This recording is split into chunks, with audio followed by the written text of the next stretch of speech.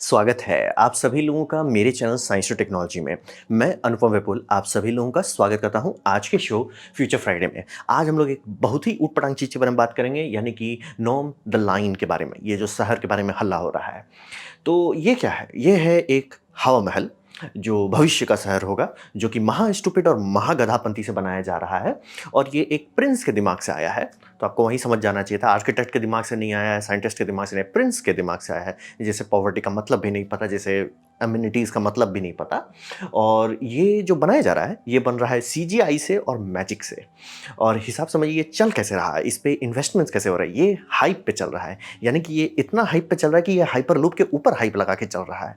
ये प्रोजेक्ट इतना बेवकूफ़ वाला है कि अगर आप सोलर रोडवे लें, हाइपर लूप लें, थेरेनोस लें, ये सबको भी जोड़ दें, ये तब भी बोलेगा भैया तुम लोग तो कुछ किए ही नहीं, हम दिखाते हैं दुनिया को कैसे बर्बाद करते हैं। तो आइए समझते हैं। तो आइडिया क्या है, लाइन में कर देते हैं। अब रहा बात कि यहीं पे आपका दिमाग का सारा फ्यूज उड़ जाना चाहिए, क्योंकि बात है कि जो भी शहर आप देखते हैं, चाहे वो दिल्ली ही हो, चाहे वो आपका कैलकाटा हो, चाहे वो आपका न्यूयॉर्क हो, या जो भी हो, वो शहर हमेशा ऑर्गेनिकली ग्रो करता है। यानी कि सदियों में अगर आप उसे देखते हैं तो धीरे धीरे धीरे एक्सपैंड करके ग्रो करता रहता है। और ये बहुत ऑर्गेनिक होता है, यानी कि ये टेरेन के हिसाब से एडजस्ट हो जाता है, रिवर ओवर के हिसाब से एडजस्ट हो जाता है, पब्लिक डिमांड के हिसाब से मतलब एक एक नेचुरल इसमें एक फ्लो है, एक साइकिल है, सब चीज़ एडजस्ट होता रहता है। और वो पूरा जो हम लोग सेंचुरीज से जान रहे हैं, 1-2 साल की बात नहीं हो रही है, यहाँ सेंचुरीज की बात हो रही है, उसको फेंक दो और उसकी जगह पे आप एक लाइन बना दो। क्यों? सर्किल बनाते तो वो भी सेंस बनता है, क्योंकि सर्किल में बहुत सरफेस एरिया होता है, बहुत कम मतलब बहुत कम सरफेस एरिया होता है, बहुत ज़्यादा वॉल्यूम के साथ। यानी कि अगर आपको बाहर में पेरीमीटर बनाना है, तो वो पेरीमीटर बहुत छोटा बनेगा कंपेयर टू कितना वॉल्यूम उसके अंदर होता है। Circle one of the best है टू डायमेंशनल में। आप वो सबको छोड़ के किसी तरह एक पतला सा दीवार बनाइए, जिसमें 200 मीटर की, मतलब आप समझिए द वॉल जो है 200 मीटर का है, और उसके अंदर आप हर चीज़ ठूँस दीजिए। और इसको करीब-करीब आप अराउंड आधा किलोमीटर ऊँचा बनाइए, 500 मीटर। बहुत ज़्यादा ऊँचा होता है 500 मीटर, मतलब। और प्लस पर ये इतना पतला है कि या तो इसका नींव मतलब ऑलमोस्ट उसके आधा हाइट तक का जान डालना पड़ेगा, यानी कि अराउंड कहिए 250 मीटर तक का इनको पाइलॉन डालना पड़ जाएगा ज़मीन पे, क्योंकि वो बहुत पतला है। और सीधा डेजर्ट में, खुला डेजर्ट में इतना बड़ा स्ट्रक्चर, मतलब विंड फोर्स इस पे बहुत ज़्यादा ब्रूटल होगा। बहुत बहुत बहुत ज़्यादा ब्रूटल होगा, यानी कोई भी इंजीनियर्स को बनाना पड़ेगा। सर जी अंदर जगह नहीं बचने वाला है, ये इतना मोटा, इसका मतलब एटलीस्ट ग्राउंड फ्लोर में तो कुछ नहीं रहेगा। ऊपर भले पतला होते जाए। और फिर पता नहीं किसने इसका सीजीआई रेंडर किया यार, कॉमन सेंस भी नहीं लगाया कि मतलब गर्म हवा उठ जाता है, कोल्ड एयर वहीं से नहीं घुसता है सर जी। कोल्ड एयर मतलब एटलीस्ट इसमें है कि कोल्ड एयर नीचे से खींचेगा और गर्म हवा ऐसा निकलेगा। अब यहाँ एक प्रॉब्लम आपके दिमाग में आ जाएगी, कन्वेक्शन बहुत कमज़ोर चीज़ है, इसीलिए आपके कंप्यूटर में कन्वेक्शन से काम नहीं चलता है, उसमें पंखा लगाना पड़ता है। यहाँ पे पंखा है नहीं सर, कि कैसे करेंगे? और प्लस जो सरफेस से आप ले रहे हैं वो डेजर्ट में है, यानी डेजर्ट का सरफेस हवा बहुत गर्म होता है, यानी जो आप नीचे दिखा रहे हैं कि नीचे से उठाएंगे वो बहुत गर्म होता है सर जी।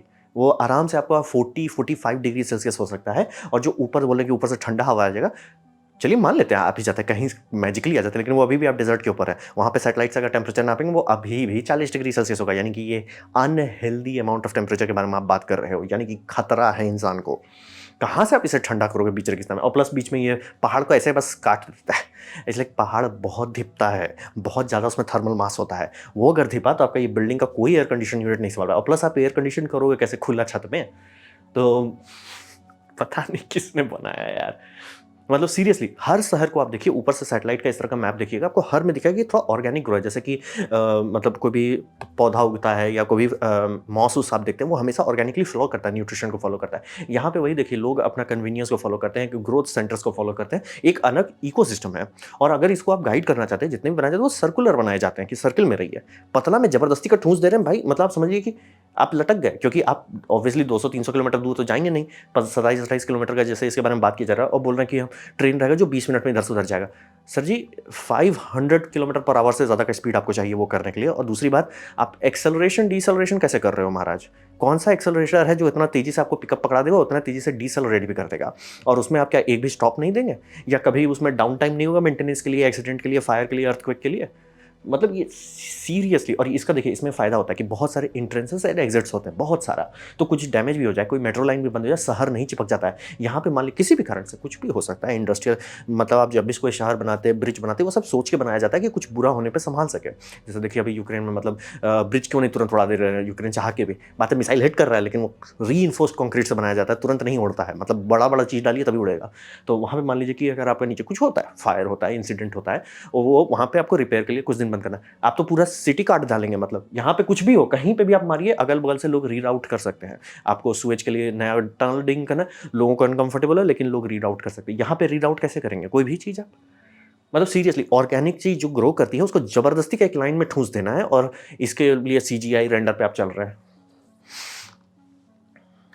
अब बात करते हैं मैजिक के बारे में, इसमें बात करते हैं। तो ये 100% रिन्यूएबल पे चलेगा। और यहीं पे मेरा दिमाग उड़ गया कि भैया आप एक शहर क्यों एक्स्ट्रा कचरा बना रहे हो? क्यों आप एक एक्स्ट्रा शहर का कार्बन फुटप्रिंट ऐड कर रहे हो दुनिया में? और उसको ये कह रहे हो कि हम उसको 100% रिन्यूएबल एनर्जी पे चलाएँगे। क्या 100% रिन्यूएबल एनर्जी पे चलाया जा सकता है? आराम से, फिज़िक्स मना नहीं कर रहा। लेकिन बात है कि आपके पास बहुत सारे शहर हैं सर। सऊदी अरेबिया में ऐसा नहीं है ना कि एक भी शहर नहीं है कि आप अपना मतलब देश का पहला शहर बना है। बहुत सारे शहर हैं, बहुत ज़्यादा ही शहर। क्या होगा अगर वो सब शहर को आप 100% रिन्यूएबल पे चलाने लगे? और आप कहोगे आप तेल, आपके पास तेल है, उतना खर्चा वाली बात नहीं है। बात है कि तेल आप बेच के पैसा कमा रहे हो। आपकी 80+% जीडीपी 80+% मेन इनकम आपका ऑयल बेच के आ रहा है। तो क्या होगा अगर आप ऑयल जो अपने में खपत कर रहे हैं, जो डिसैलिनेशन प्लांट्स हो जाए, जो एनर्जी जनरेशन में हो जाए, वो अगर आप कम कर देते, ज़्यादा चीज़ आप बेच पाएँगे, ज़्यादा आपको प्रॉफिट होगा, और प्लस प्रदूषण भी कम होगा, और कल को जब आपका ऑयल रिजर्व खत्म हो जाएगा, आपके बाकी सारे शहर नहीं लटकेंगे। तो वो ना करके आप एक जबरदस्ती का कार्बन फुटप्रिंट ऐड कर रहे हो, और उसके ऊपर आप करो कि हम उस नए कचरे को ये चलाएंगे 100%। सर जी आपके पास पहले से बहुत सारे शहर हैं, उनका कार्बन फुटप्रिंट कम कीजिए ना सर, उनका कम कीजिए। आप हैं, आपके पास काफ़ी लोग हैं, आप 5 मिलियन पे काहे फोकस कर रहे हैं? आपके बाकी आबादी पे फोकस कीजिए जो है ऑलरेडी। और ये हर समय आप पे एआई सर्वेलेंस रखेगा, जैसे कि चाइना करता है, उससे भी बुरा रखेगा। हर जगह पे कैमरा ठूँस देंगे, हर जगह बाथरूम में, हर जगह पे ठूँस देंगे, हर पब्लिक स्पॉट पे ठूँस देंगे, हर बेडरूम में ठूँस देंगे, और हर समय एआई आप पे नज़र रखेगा, क्योंकि ऑब्वियसली उतना कैमरा लगा देंगे तो इंसान तो देख नहीं पाएगा, तो एआई उसको देखेगा। मतलब क्यों? किस लिए? काहे? किसको चाहिए ये कि हर समय कोई चीज़ हमको ऑब्जर्व करते रहे, एनालिसिस करते रहे हम पे हर समय? कोई क्यों चाहेगा ये? और फिर ये समझिए कि समहाउ, यहाँ पे इसीलिए बोल रहा हूँ ये मैजिक है, कि समहाउ आपने एआई बना लिया, समहाउ आपने एआई से क्या कर रहे हो आप देख के, ऑब्जर्व करके, हर समय सबकी प्राइवेसी की बैंड बजा के आप बैठे हुए हो, और आप लोगों को ड्रोन्स में मूव कर रहे हो, मतलब ऐसे एनिमेशन में ड्रोन में आप मूव कर रहे हो, और ड्रोन सब चल रहा है इंडोर इन्वायरमेंट पे। अगर ये बात आपको थोड़ा समझ में नहीं आ रहा होगा, आप ये समझिए कि हेलीकॉप्टर्स अर्बन एरिया में उड़ाने में बहुत खतरा होता है, क्योंकि वाटर का ये मतलब जो रोटर का वॉश है वो वापस उसको डुबा देता है। इसीलिए अगर आप लोग बैटमैन डार्क नाइट रिटर्न्स देखें तो उसमें लिटरली बोलता है लूसियस फॉक्स, ये शिप की खासियत है कि रीसर्कुलेशन से ये लैंड नहीं करेगा, मतलब नॉर्मल हेलीकॉप्टर अगर रीसर्कुलेट करता है लटक जाता है, गिर जाता है वो। इसीलिए उसे बिल्डिंग्स के बीच में से नहीं उड़ाना, एकदम कम किया जाता है, बहुत कम। और वहाँ पे आप ऐसा हर जगह इनक्लोज्ड स्पेस में रखेंगे, रीसर्कुलेशन आपका उड़ने ही नहीं देगा ढंग से। छोटे-छोटे ड्रोन उड़ पाते क्योंकि उनका रीसर्कुलेशन फेम बहुत कम होता है। बड़े ड्रोन्स भी आपको नहीं अंदर रहेगा, और ये मतलब हर तरफ से घिरा हुआ है। ऐसा भी नहीं कि ये मतलब अगर मान लीजिए कुछ इमरजेंसी हो और पायलट इमरजेंसी पावर डाल के ऊपर ले जाए, नहीं सर जी, ऊपर भी आप छत पे बैठ जाओगे। छत नहीं तो किसी दूसरे वॉकवे पे बैठ जाओगे, किसी आदमी पे बैठ जाओगे। कहाँ से कर रहे हो? कहाँ से इतने बड़े-बड़े ड्रोन्स आपके चल रहे हैं? और समहाउ यहाँ पे पॉल्यूशन नहीं होगा, नॉइज़ पॉल्यूशन। यहाँ पे इतना ज़्यादा नॉइज़ पॉल्यूशन होगा कि आप पागल हो जाएँगे, क्योंकि 120 डेसिबल के आसपास अगर नॉइज़ में आपको कॉन्स्टेंटली रखा जाए लंबे समय तक, आप पगला जाएँगे। और यहाँ पे हर चीज़ एक एन्क्लोज़्ड एनवायरनमेंट, हमारे केस में नॉइज़ पॉल्यूशन हम लोग का बैंड नहीं बजाता। देखिए जो लोग अपार्टमेंट में रहते हैं उनकी दिमाग खराब रहता है बहुत टाइम पे। मतलब एक जेनुइनली खासतौर पे वो अपार्टमेंट जो हवा महल में बनाया गया है, जिसमें आवाज़ एक दूसरे से उधर जा, क्योंकि बैकग्राउंड नॉइज़ बहुत हाई रहता है। आप सब अर्बन एरिया में रहते हैं, दिमाग नहीं खराब होता। क्यों? क्योंकि रोड है, गली है। ये सब के कारण आवाज़ को आने में एटेन्युएशन होता है, यानी कि अगर 100 डेसिबल का कोई लाउड स्पीकर चला रहा है, वो आपके पास आते-आते तो बहुत नीचे हो जाता है, 50 तक उतर सकता है या 80 भी उतर जाता है, तो आपको उतना बीपी हाई नहीं होता। यहाँ पे हर चीज़ हर समय आपके इर्द-गिर्द है, आवाज़ कहीं डिसिपेट ही नहीं कर सकता, ये एको चैम्बर जैसा बन जाएगा। हर सरफेस से आवाज़ रिफ्लेक्ट करेगी और कहीं पे भी आवाज़ डिसिपेट नहीं कर सकता। यहाँ पे बस आपको आवाज़ ही मार डालेगा, बाकी चीज़ तो आप छोड़ दीजिए। पॉल्यूशन का मैं छोड़ ही दे रहा हूँ। आपका मतलब आप ये समझिए कि जैसे बच्चे लोगों को रूम में रखा जाता है, बहुत सारे बच्चों को अगर एक रूम में रख देते हैं, कार्बन डाइऑक्साइड पॉइज़निंग होने लगती है। कहाँ से आ रहा है कार्बन? जो सांस आप ब्रीथ आउट कर रहे हैं। ये पूरी बिल्डिंग वैसी है। यानी कि इस पे इतना ज़्यादा फोर्स एयर कंडक्शन डालना पड़ेगा, जो कि टनल्स में करना पड़ता है। जिस टनल से गाड़ी निकलती है, वहाँ पे एक टनल डालना पड़ता है। ये पूरी बिल्डिंग में आपको ऐसे करनी है, और ये बिल्डिंग 23 किलोमीटर का है। सोच लीजिए 23 किलोमीटर को आपको एयर सर्कुलेट कराना है, वो भी 500 मीटर्स तक। भाई कोई भी टनल का फैन भी इतना लोड नहीं बर्दाश्त कर सकता है। किसी तरह से आप बस मैजिकली, नहीं तो ग्राउंड फ्लोर में लिटरली सबको CO2 पॉइजनिंग होने लगेगा, क्योंकि CO2 को सिर्फ अराउंड 11% से 13% में वो डेंजरस हो जाता है, 15% में ऊपर भेज देता है। ऑक्सीजन जो का त्यों रहे, लेकिन अगर कार्बन डाइऑक्साइड का परसेंटेज बढ़ जाता है वो खतरनाक हो जाता है। ऐसे ऐसे चीज़ बनाने, क्या कौन सा मैजिक है सर जी, ये कौन सा वीड है, हमें भी बताइए, हम भी जानना चाहेंगे ऐसा वीड। अब फिर बात करते हैं इकोनॉमिक्स, क्योंकि देखिए एंड में रियलिस्टिकली अगर बात करें कोई भी ऊटपटांग चीज़ आप बना सकते हो, इसलिए बोलता हूँ सबसे पहला आता है फिजिक्स, उसके बाद आता है इंजीनियरिंग, उसके बाद आता है कि इकोनॉमिक्स। इकोनॉमिक्स दादाजी है। तो यहाँ पे इकोनॉमिक्स के बारे में बात करते हैं। ये जो सपना दिखाया गया ये उसी टाइम शुरू से ही $500 बिलियन के बारे में बात किया जा रहा था, और हिसाब है कि अब उसको बढ़ा के 1 ट्रिलियन कर दिया गया है।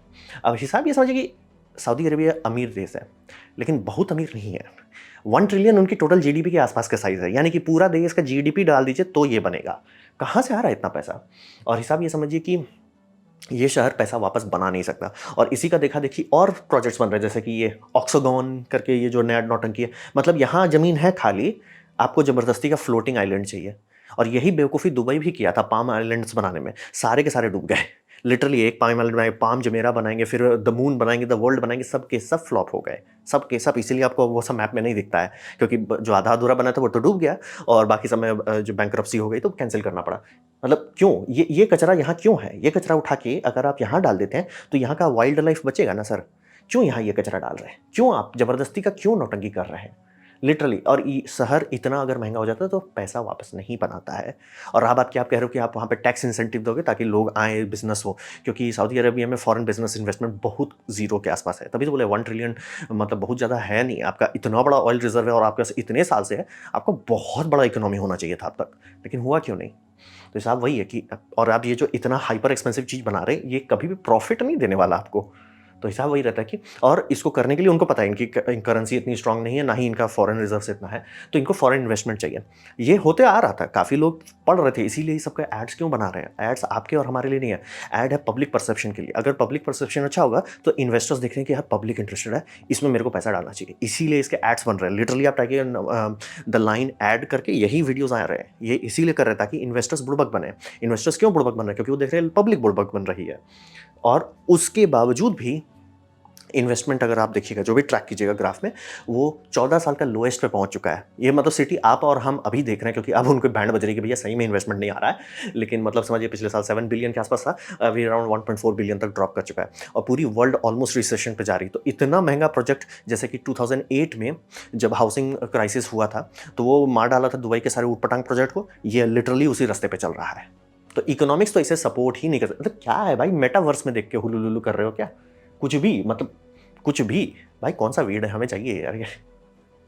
तो अब बात करते हैं ऐसा क्यों हो रहा है। तो ये समझिए ये हमेशा होता है जब भी चेक्स एंड बैलेंसेस नहीं रहता है, यानी कि आप कभी भी ऐसा नहीं चाहोगे कि कोई भी रूलिंग पार्टी हो या इलेक्टोरेट हो या जो भी हुलुलुलु आप पकड़िए, वो कभी भी फंसा नहीं रहना चाहिए एक जगह पे कि वही है तो वही है। आगे पीछे हमेशा होना चाहिए, उसके ऊपर हमेशा किसी का कंट्रोल होना चाहिए, हमेशा बैलेंस होना चाहिए। क्योंकि जितने भी डिक्टेटर्स आए थे, आए हैं और आएंगे, वो हमेशा इकोनॉमिकली रिटार्ड रहते हैं। मतलब उनको इकोनॉमिक्स नहीं समझ में आता है। ये ऑलमोस्ट समझिए नेचर का बैलेंसिंग फैक्टर है कि भैया आप मिलिट्री को एकदम बम बम संभाल लो, आप एस्पियोनाज के दादाजी बन जाओ जैसे ये हैं, आप हर चीज़ कर लोगे, लेकिन इकोनॉमिक्स आप छू भी नहीं पाओगे, क्योंकि इकोनॉमिक्स के लिए फ्री माइंड चाहिए होता है। आपकी टेंडेंसी ही नहीं है फ्री माइंड की। तो ये इतने सारे, जैसे ये लिटरली आम लोगों को अगर आप आज बताओगे कि नॉर्थ कोरिया अमीर था, बम बम अमीर था, यानी कि शर्मा जाए लोग देख के कि इतना ज़्यादा अमीर था, तो क्या हुआ? रशिया के पास हर रिसोर्सेज था, कुछ नहीं बचा, स्वाहा कर डाले, 200 दिन से झुंझुना बजा रहे हैं। ये प्रिंस, इनके बारे में क्या ही बोले। वेनेजुएला, तेल था, बम बम तेल है, मतलब एक्चुअली सऊदी अरेबिया से ज़्यादा तेल है, बर्बाद, स्वाहा, सीधा सीधा स्वाहा।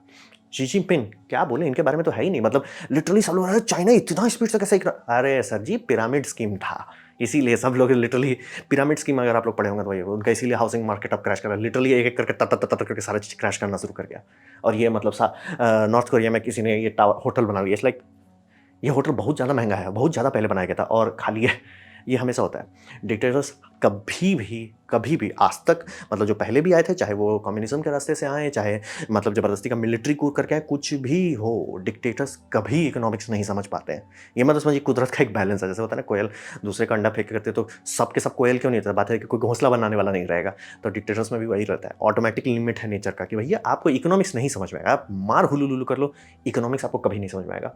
और इसका सबसे बड़ा दुःख दर्द वाला बात होता है कि पब्लिक को ही पैसा देना पड़ता है। यानी कि जैसे ये बनाया गया, तो पब्लिक का ही पैसा लूटा गया। वो पैसा रोड पे, स्कूल पे, हॉस्पिटल में जा सकता था, बर्बाद कर दिया गया। शी जिनपिंग जो मतलब हाउसिंग मार्केट को बस इन्फ्लेट करने के लिए, हमें बस जीडीपी दिखाओ, हमें बस जीडीपी। सर जी, उतना स्पीड से मैजिकली जीडीपी नहीं बढ़ता है जब तक आप कुछ नौटंकी ना करें।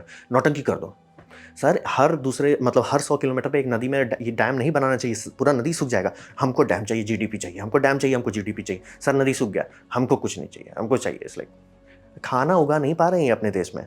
पिछले साल का around 150 million tonne grains import कराए हैं। इस साल शायद वो 600 तक हो जाए। इनके बारे में तो क्या ही बोले, इनके बारे में भी क्या ही बोले, इन गधे के बारे में हम क्या बोलें। मतलब लिटरली बोल रहे हैं कि ये सब चीज़ में एक्सपर्ट हो सकते हैं, इकोनॉमिक्स को कोई नहीं समझ सकता। इसीलिए समझिए, इसे बोलता हूँ फिजिक्स, इंजीनियरिंग, इकोनॉमिक्स। इकोनॉमिक्स समझिए, क्योंकि एंड में तो कीमत आप ही को भरना है, कीमत आप ही को भरना है। और ये हमेशा बुरा अंत होता है, हमेशा। ये सब कोई पहले नहीं है, और ये सब ताज़ा माल मैं दिखा रहा हूँ, मतलब जिंदा है। आई थिंक हाँ, सभी तक तो सब जिंदा ही है। तो आने वाले टाइम, अब मे भी आप कल को फ्यूचर में देख रहे हो वीडियो, तब शायद 1-2 इसमें से गायब हो चुके हो, बट कोई नया आ जाएगा उसके बाद। तो इसी समझिए, इसीलिए। और जैसे इन प्रिंस के केस में लिटरली इंजीनियर्स जो लोग रोक रहे थे कि भैया ये क्या कर रहे हो, देश को डुबा दो, उनको सीधे ऊपर भेज दिया गया। सर खत्म, चलिए आप भेज दिए। इसीलिए कोई इनको ये नहीं कर रहा है। चेक एंड बैलेंसेस है नहीं। सर जी उड़ो मत, ब्रेक लगाओ, ब्रेक लगाओ। आपको लाइन बनाना है, आपको सिटी बनाना ना, सिटी बनाते हैं सर, सर्कुलर बनाते हैं सर, उसे ग्रो करेंगे धीरे धीरे, ऑर्गेनिकली ग्रो करेंगे, इन्वायरमेंट के साथ अडाप्ट करने देंगे, जबरदस्ती का नहीं पोतेंगे, फेज बाय फेज बनाएंगे। नहीं हमको सब जबरदस्ती का। सर जी लूट जाएंगे। ये हो चुका है बाय द वे। और वही समझिए, 3 गॉर्जियस डैम जब बनाया था, तब भी सारे चाइनीज़ जो लोग मतलब अपने देश से प्यार करते थे, वो वार्निंग देते रहे, सर भूखे मारे जाएंगे हम लोग ये करेंगे तो। चाइनीज़ की बात कर रहा हूँ, बाहर की नहीं, अमेरिकन की नहीं, चाइनीज़ लोगों की बात कर रहा हूँ, जो लोग रोकना चाह रहे थे। नहीं सुने, but life is life. Dictators आते हैं, पब्लिक बर्बाद हो जाती है, क्योंकि इकोनॉमिक्स की समझ इन्हें नहीं होती। और यही बोल रहे हैं, वॉर से भी ऊपर अगर कोई चीज़ आता है तो वो होता है इकोनॉमिक्स। तो ये था मेरा presentation the most stupid thing के बारे में, द लाइन के बारे में। उम्मीद करता हूँ आपको अच्छा लगा, कुछ सीखने को मिला, कुछ समझ में आओ। अगर ऐसा है, लाइक कर दे, दूसरा शेयर कर दे, उससे मेरा काफ़ी भला होगा। नहीं अच्छा लगा, नहीं पसंद आया, कोई बात नहीं, आप डिसलाइक दबा सकते हैं। मैं कहूँगा डिसलाइक 2 बार दबाएं, उससे मुझे पता चलेगा कितना ना पसंद हुआ है। मैं आपसे कहूँगा कमेंट लिखे, मैं हर कमेंट को पढ़ने की कोशिश करता हूँ। आपसे कहूँगा सब्सक्राइब कीजिए, बेल दबाइए अगर आप फ्री हैं तो। आपने मेरा वीडियो देखा, जानकर मुझे बहुत खुशी हुई। धन्यवाद।